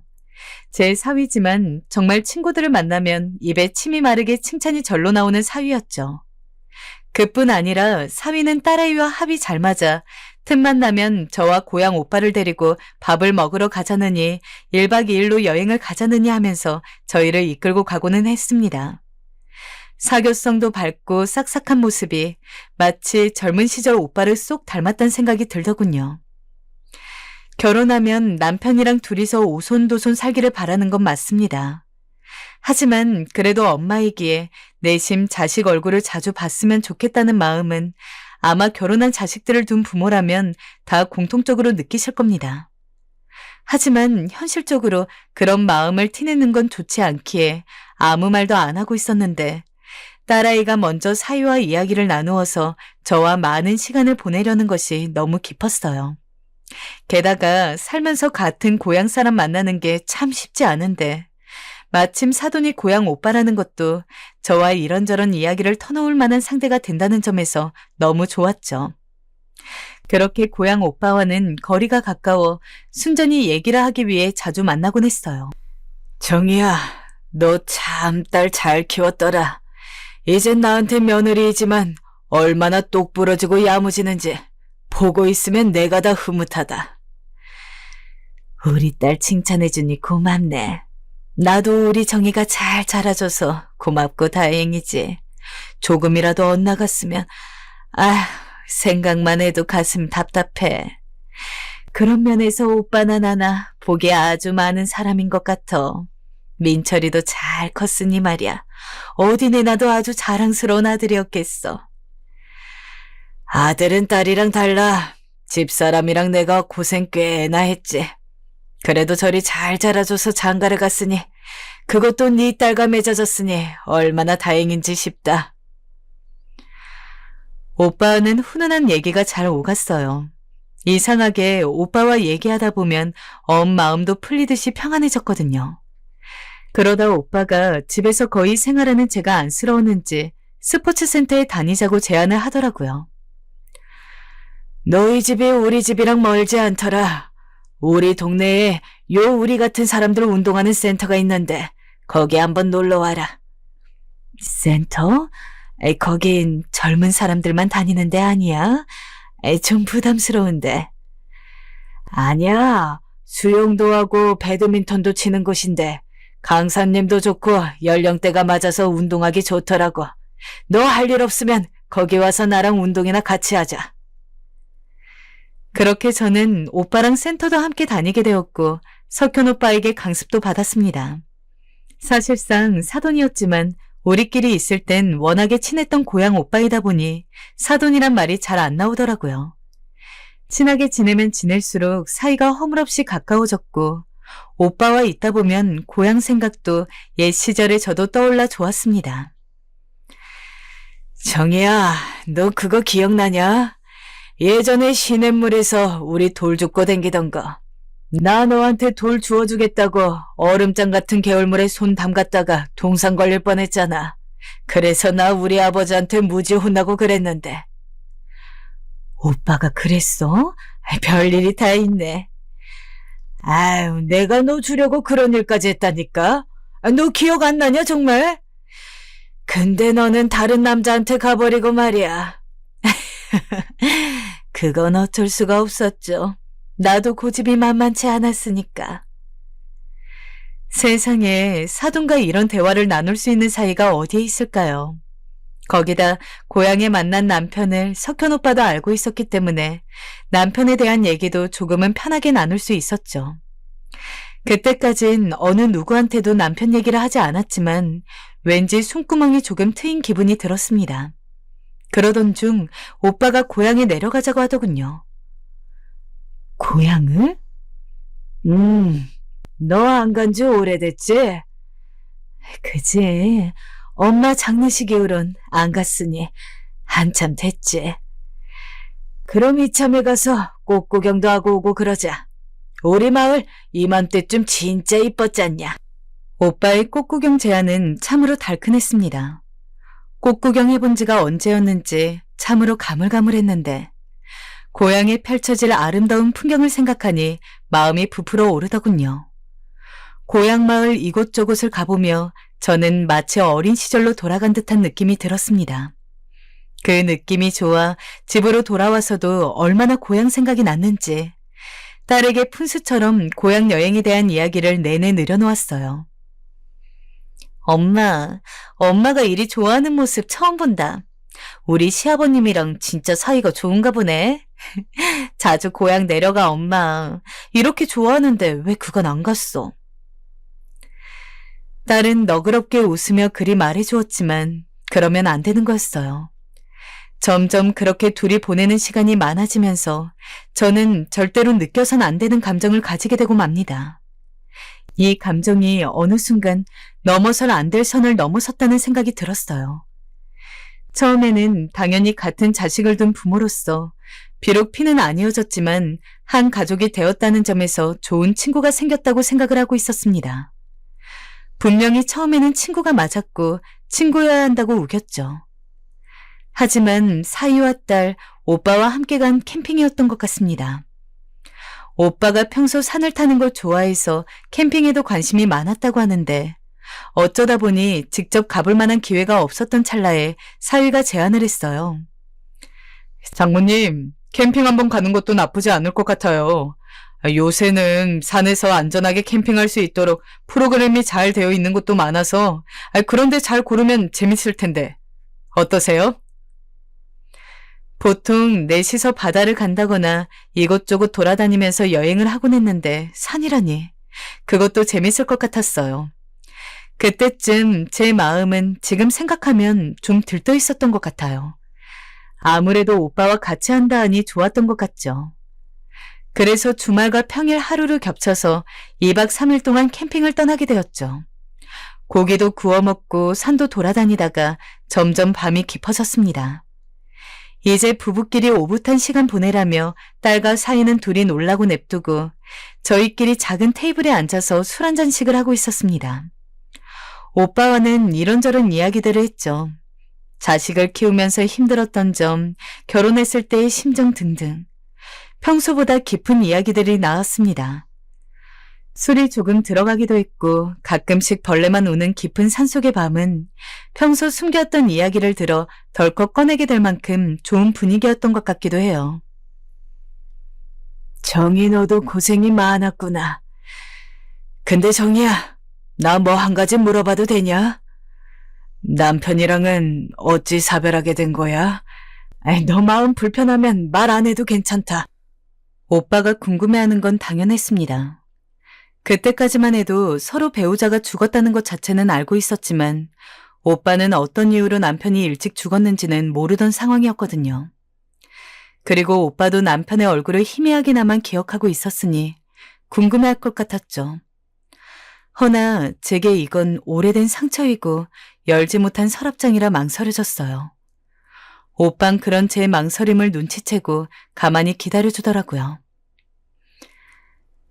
나는 남편이 홀로 세상을 등졌어. 나랑 딸 냅두고 가버렸어. 저 멀리. 힘들진 않았어. 처음엔 원망도 하고 화도 났는데 먹고 사는 게 너무 만만치 않다 보니 나중엔 그냥 그리움만 남더라고. 못해준 것만 생각나고. 그랬구나. 힘들었겠구나. 고생 많았다, 정이야. 어렸을 때 귀하게만 자라서 그런 거 감당하기 힘들었을 텐데 참 고생 많았다. 오빠의 고생 많았다는 위로가 왜 그리 마음에 와닿았는지 생각해보니 저는 남편과 사별한 이후 그런 말을 그 누구에게도 들어본 적이 없었어요. 슬픔을 지우려고 무던히 애만 쓰며 살아왔는데 오빠의 그 자그마한 위로를 들은 순간 순식간에 눈물이 툭툭 얼굴 위로 떨어졌습니다. 그리고 주체할 수 없을 정도로 온몸이 떨리더니 그 순간 오빠의 품에 안겨 어린아이처럼 오열하고 말았죠. 오빠는 말없이 담담한 목소리로 다 괜찮다고 말해주었습니다. 잘 버텨냈다고, 수고했다고, 정말 고생했다고요. 그리고 천천히 자기 얘기를 이어가더군요. 나는 친구 부탁으로 민철이 입양하고 잘 키우고 있다가 집사람이 갑자기 암에 걸렸어. 말기라 손도 못 쓴다는데 어찌나 가슴이 덜컹하던지 믿기지가 않았어. 현실인지 꿈인지. 아내는 눈 감는 그 전날까지 민철이에 대한 걱정을 하다 눈을 감았어. 아직 어린 민철이가 눈에 밟힌다고 나한테 잘 키워달라고.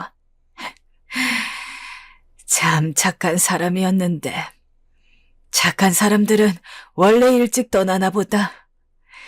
이런 세상에 두니 아까우니까 하늘에 가서 행복하려고.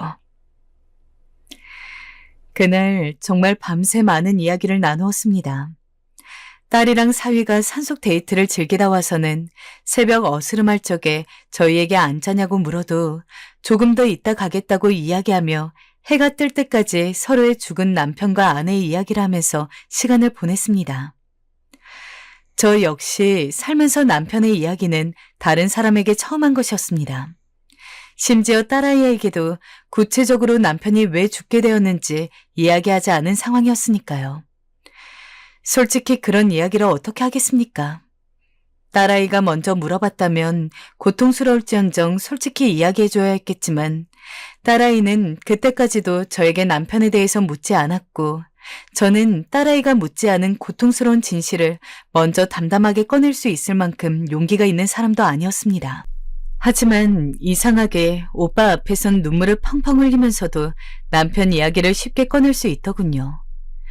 제가 남편의 우울증을 해결할 수 있을 것이라 자신했던 과거의 교만, 그러나 그를 지키지 못했다는 것에 대한 절망, 젊었을 적 남편을 잃고 제가 느꼈던 모든 감정들이 와르르 쏟아졌습니다.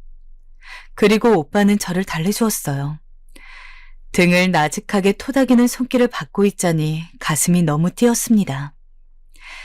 그렇게 한참을 반쯤 안겨있다가 조금이라도 눈을 붙이기 위해 텐트로 돌아가자고 말한 뒤 뒤돌아 걷는 오빠의 뒷모습을 보는데 어렴풋이 느껴지더군요.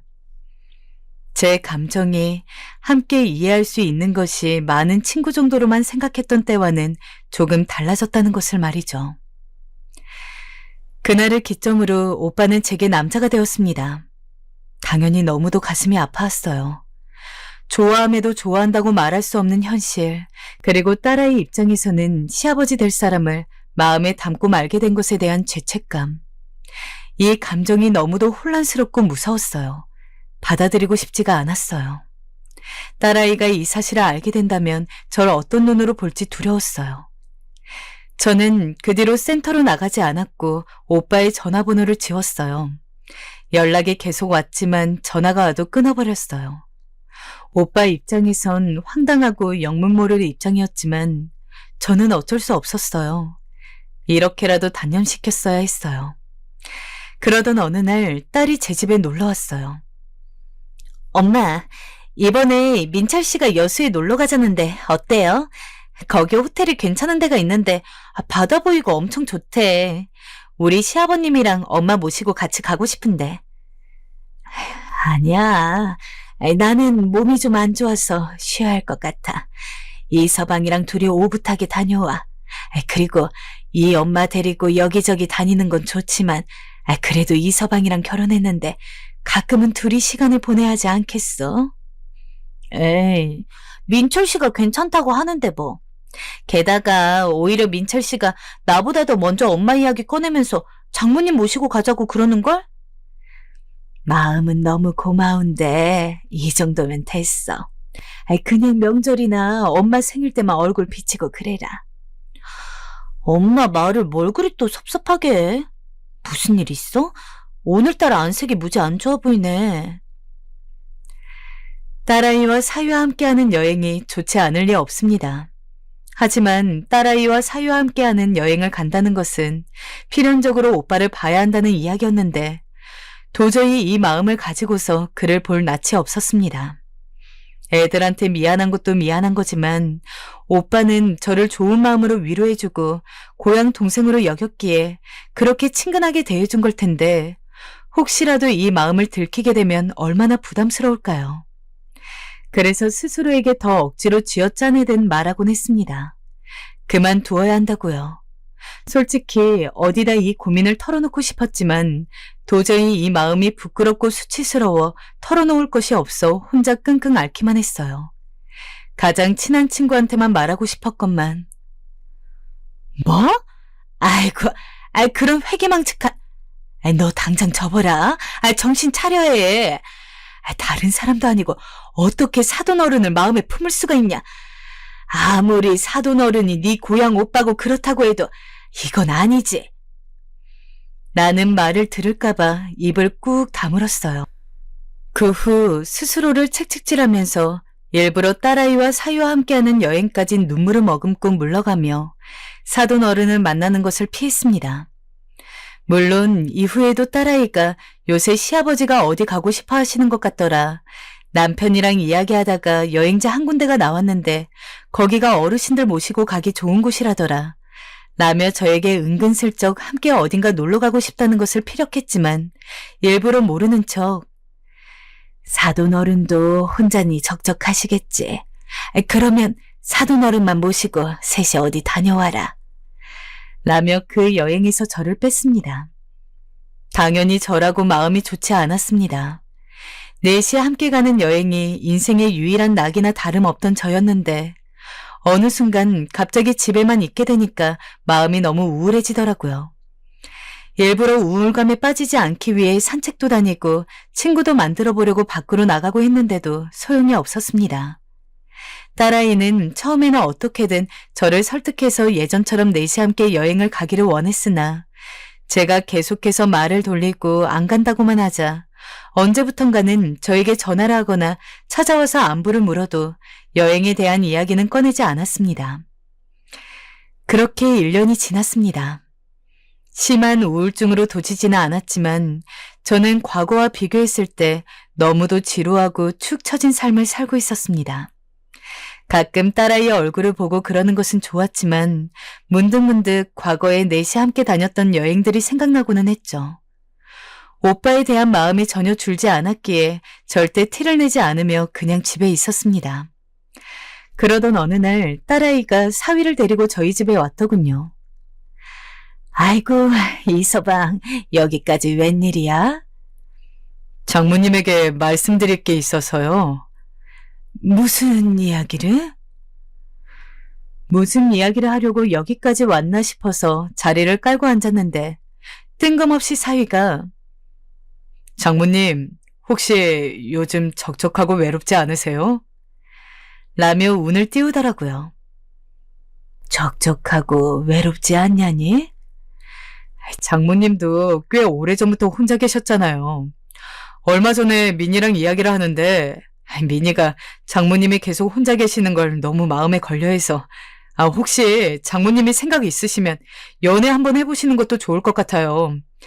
요즘은 나이 드신 분들도 친구처럼 만나서 연애하고 지내거든요.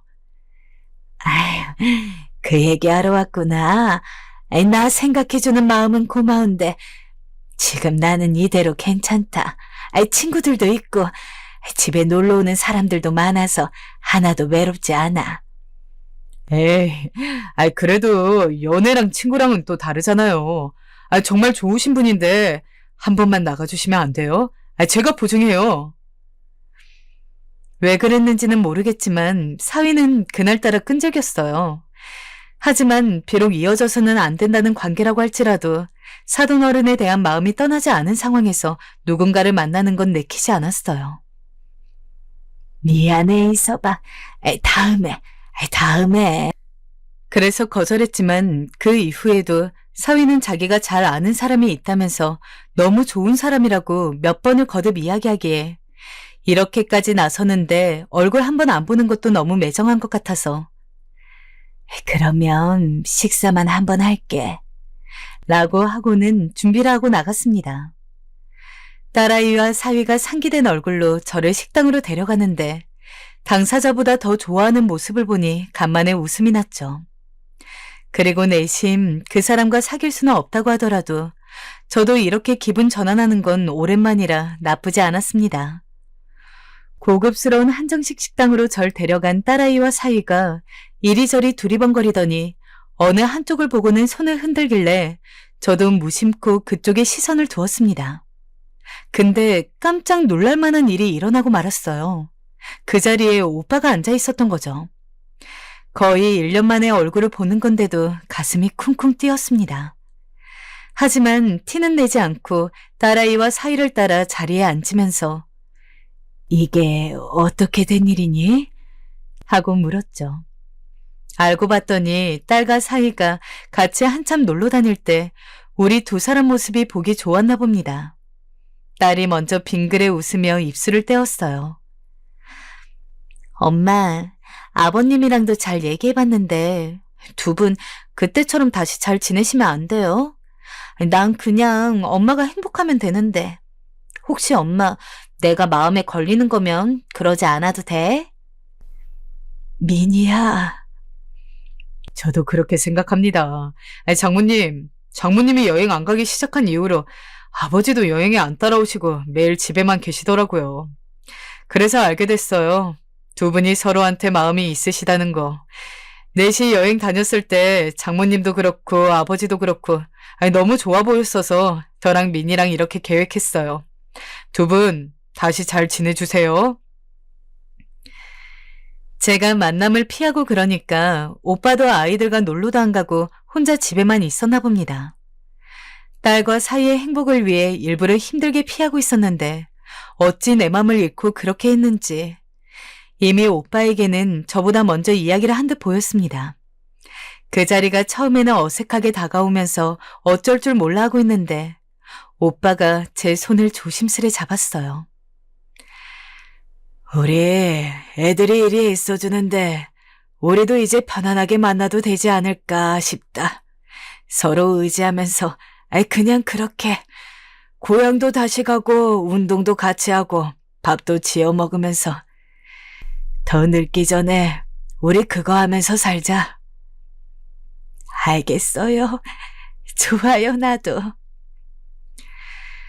망설이다 내뱉은 저의 대답에 아이들이 더욱 좋아했어요. 특히나 딸은 눈물까지 글썽이며 저를 꼭 껴안아 주었죠. 결국 그날을 기점으로 못 이기는 척 연애를 받아들이고 지금은 정말 친구처럼 잘 지내고 있습니다. 다시 옛날같이 딸과 사위와 넷이 여행도 가고 있어요. 요새는 허리가 아파 멀리는 못 가지만 그래도 달에 한두 번씩은 집 근처에서 호텔이라도 잡아서 시간을 보내고 있습니다. 딸과 우리 사위 덕분에 평생 얻지 못할 거라고 생각했던 행복을 찾은 기분이에요. 앞으로도 지금처럼 즐겁게 잘 살아야겠습니다. 우리 딸, 사위, 그리고 나의 오빠 모두 사랑합니다.